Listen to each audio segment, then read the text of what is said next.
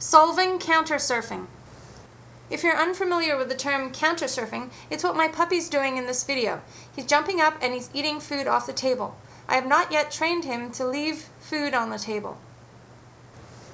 So as a first step, I'm going to teach him a default leave it from food on a plate. What I am doing is letting him choose on his own to turn away from the food, and that decision is what I'm going to click. So he can pull all he wants, but he's not going to get the food. The only thing that earns food is when he turns away from the food. Try this exercise with different types of food on the plate. Now that we're having success with that, I'm going to add the table into the picture.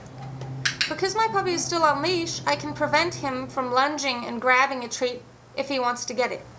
Now the concept is to never get food on the table, so adding a cue like leave it is a really bad idea because the dog might think that if you're not in the room and you're not saying the word leave it when they look at the food, then they can eat the food.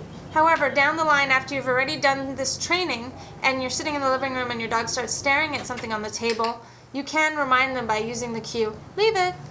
Because Tug was doing so well, I'm going to make the criteria harder. It's not just an apple core and some chicken on the table now, it's hot dogs, which he loves.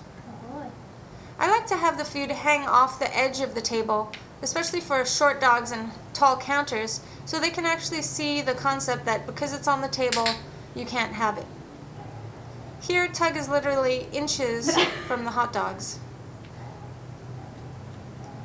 The reason you don't want to say no or when the dog goes for the food is they can learn that they still want the food, but it's your presence that is preventing them from getting to it.